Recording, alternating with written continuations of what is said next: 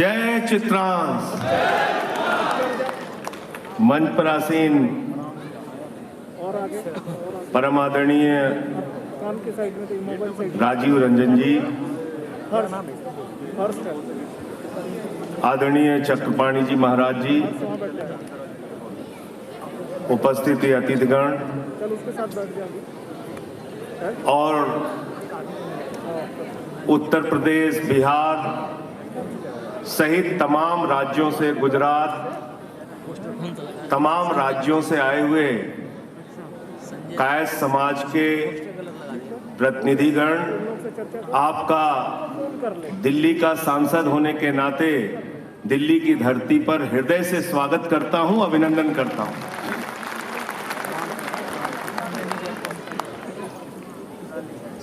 राजीव रंजन जी से और स्वामी जी से जब मुलाकात हुई और उन्होंने बताया कि ये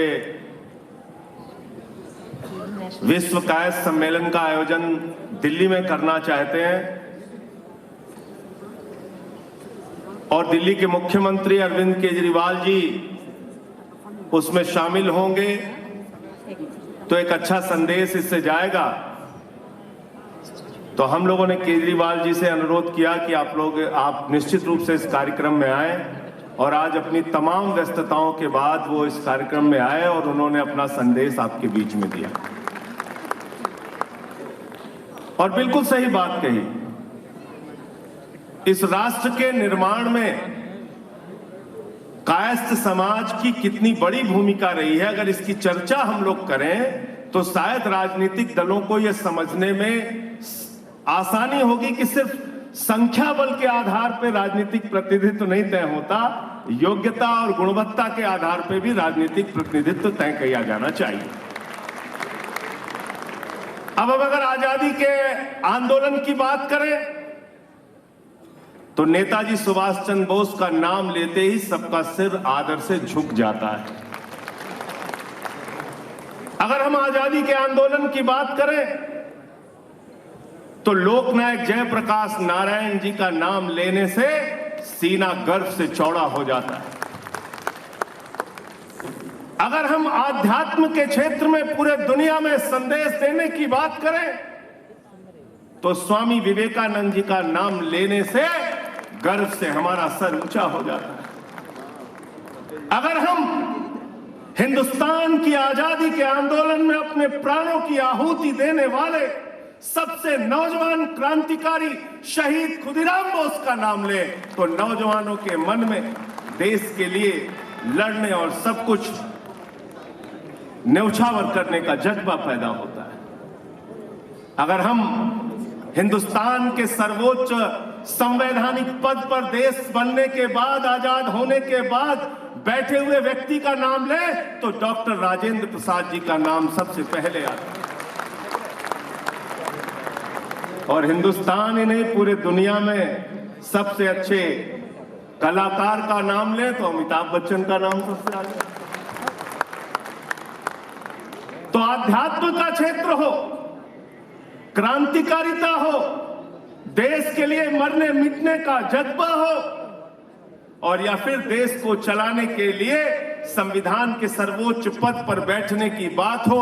और इतना ही नहीं, राजीव रंजन जी तो उस आंदोलन के गवाह रहे होंगे जब इस देश में आपातकाल लगा तो उसके खिलाफ पूरे देश के नौजवानों को लामबंद करके लोकनायक जयप्रकाश नारायण जी के नेतृत्व में आंदोलन चला।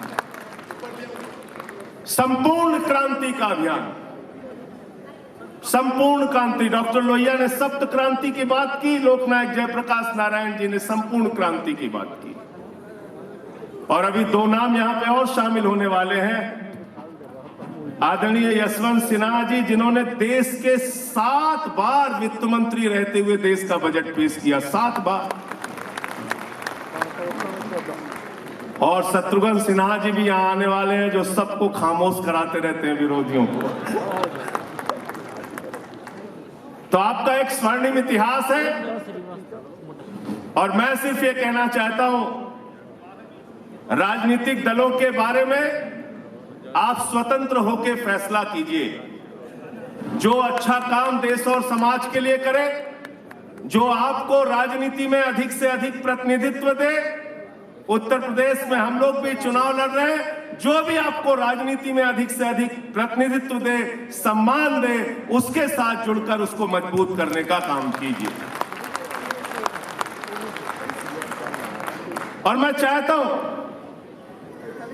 कि जब समाज के अलग अलग जातियों के सम्मेलन हो तो वो सम्मेलन किसी जाति के खिलाफ नफरत फैलाने के लिए नहीं हो, वो सम्मेलन किसी धर्म के खिलाफ नफरत फैलाने के लिए नहीं हो।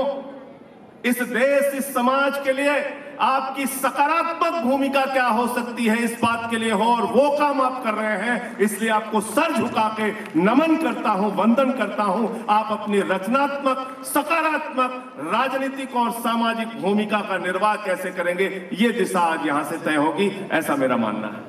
आप सबने मुझे यहां बुलाया, इतना सम्मान दिया, आप सबका बहुत बहुत आभार, बहुत बहुत धन्यवाद। मैं दिल्ली के सांसद के तौर पे एक अभी विषय हमारे सामने आया था, मैं मुख्यमंत्री जी से कह के आपका काम अवश्य कराने की कोशिश करूंगा।